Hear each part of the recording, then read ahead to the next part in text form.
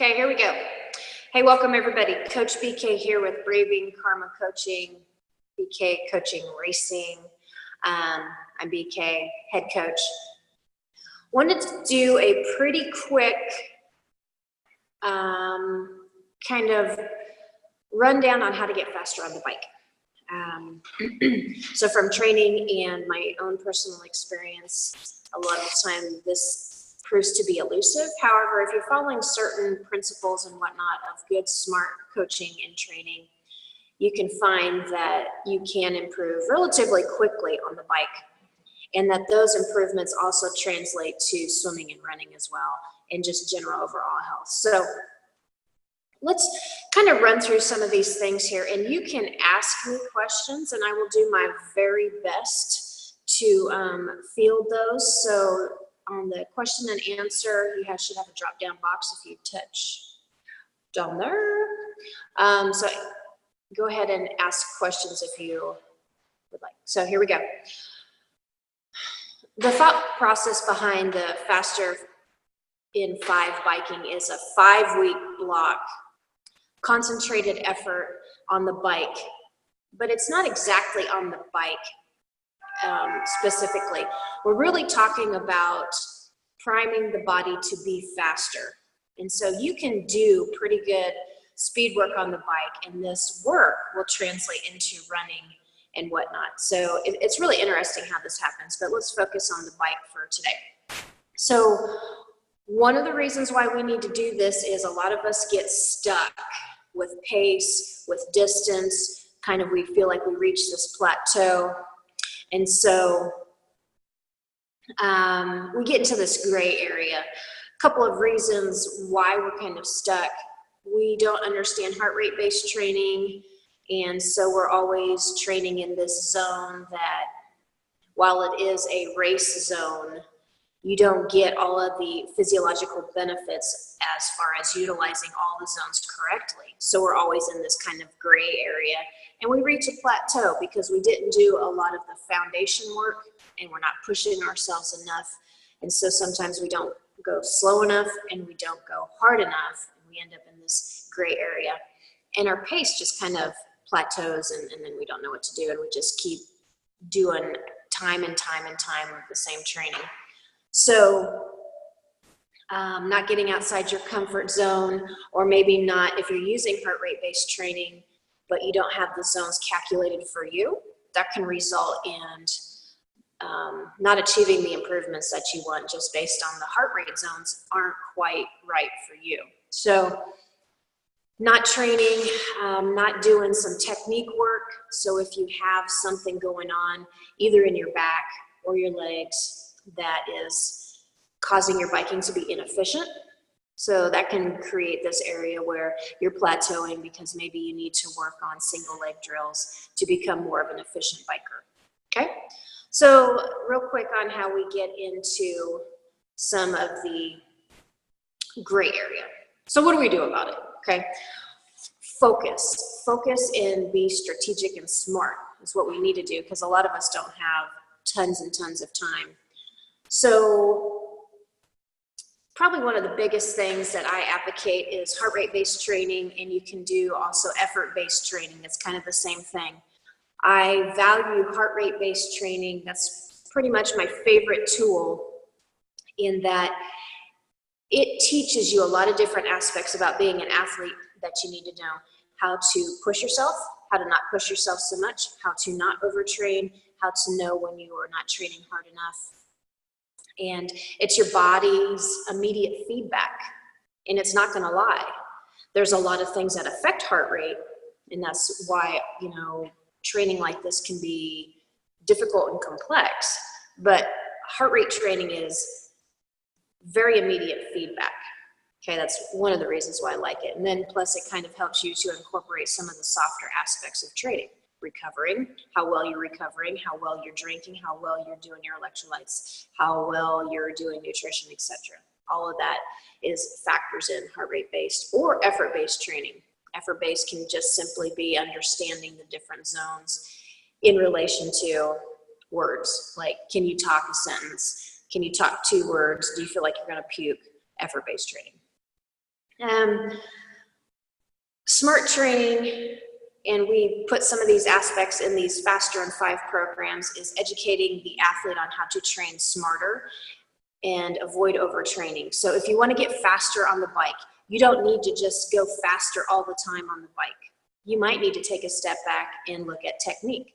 So one of the ways of training for faster biking is technique. Do I need to work on single leg drills? Do I need to become more effective and efficient as a biker? Do I need to work on cadence and RPMs? So being smarter. So technique is a good area to look on, and we incorporate some of that into this Faster in 5. Other areas, strength work, speed work, intervals, all of that stuff. How to become smarter and faster on the bike. I really like heart rate based training because it's feasible to all and it's fairly accessible. It's becoming very commonplace, and the tools to use that type of training are becoming less expensive. In comparison to, say, maybe training with power. It's a good way to train, especially for seasoned athletes. For the beginner, maybe not so much. For the people that have personalities that'll lead you to work too hard. If you use heart rate based training and training with power together, that's like a magic combo. But I do prefer heart rate based training over training with power, in that it has kind of this avoiding overtraining kind of built into it. So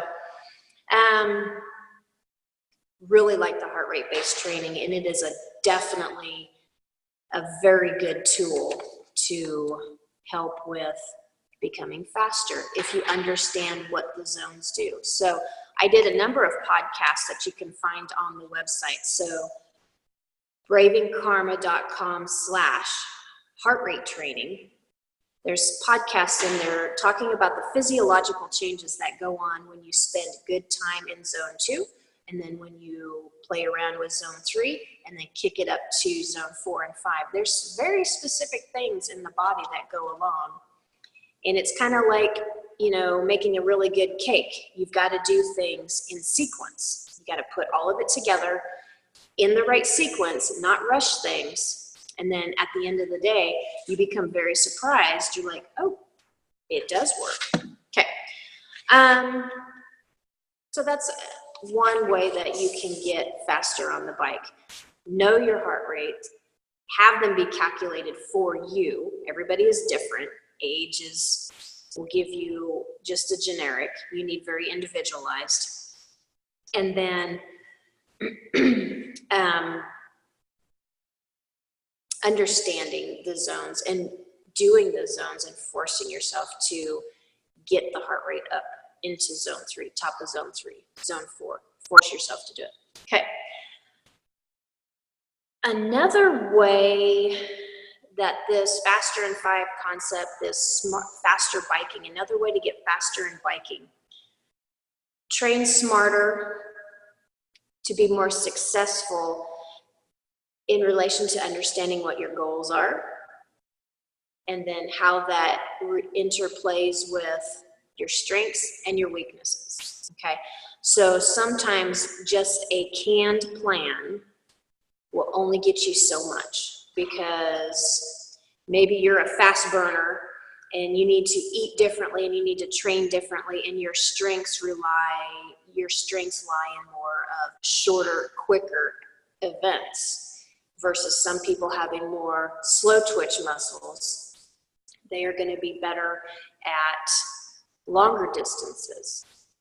However, a good coach is going to understand that you can change slow twitch to a hybrid fast twitch, and you do that with this heart rate based training, or training with power if you wanted to do that, but you still need that groundwork. So sometimes the canned plans will only get you so far, because you're an individual, you have different strengths, different goals. So you need a plan that's slightly tweaked for you. So if you have goals of wanting to do sprinting and be really fast at a sprint triathlon, you would do, a certain base building, but then you would do shorter fast stuff. If you were going to be faster at the half Ironman distance, your plan would look a little bit different. Okay. So understanding what you want to do, either long-term or that season or the next 2 or 3 seasons, understanding that and having the plan slightly tweaked for that can help you to just not do the same thing over and over and not reach some of these goals that you're wanting.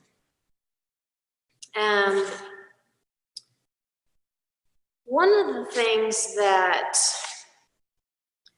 we like to do is to help educate folks on just that concept as well, your goals, but what your strengths are and what your weaknesses are and how to maybe change those up a little bit.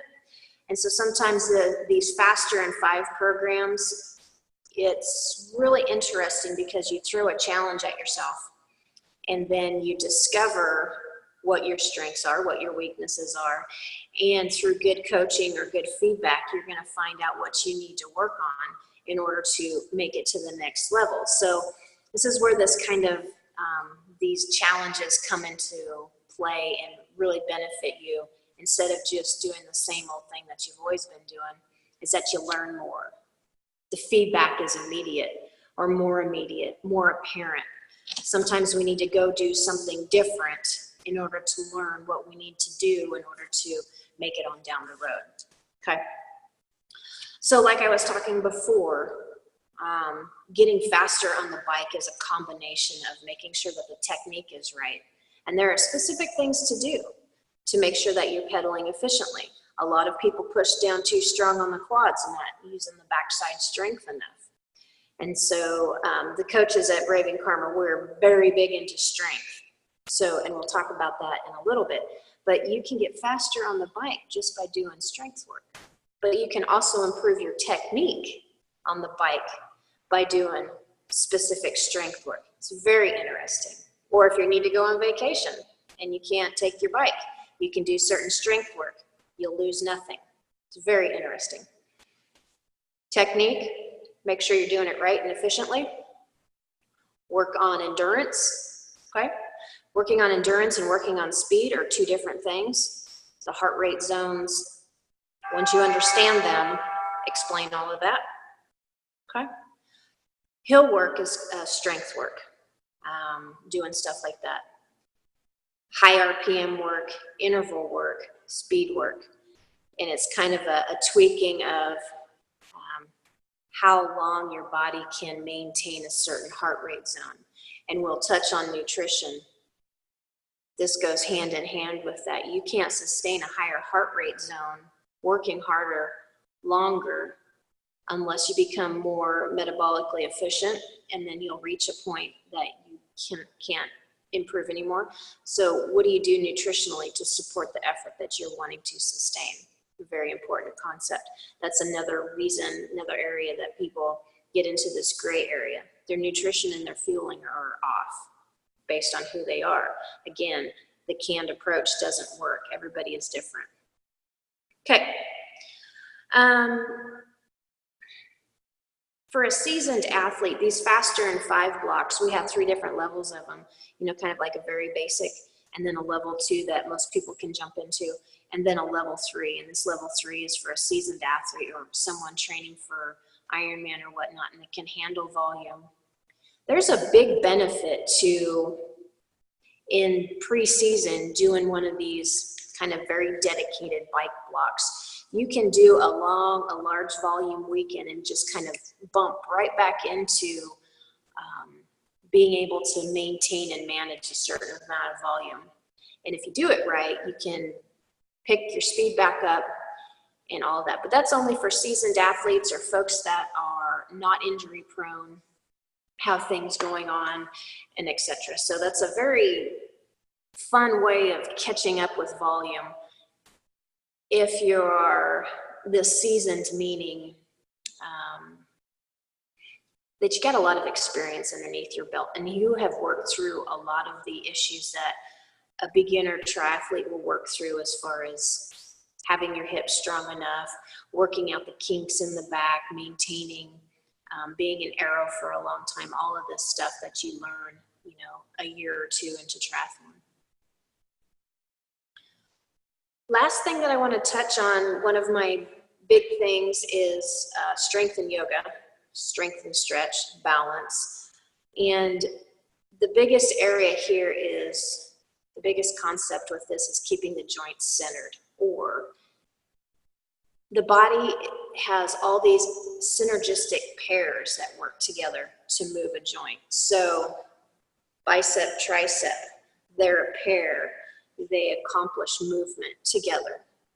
They have to work together. Another very common one is the quad and the hamstring. So if we're wanting to get more efficient, faster on the bike, sometimes it really benefits us to pick up some strength training.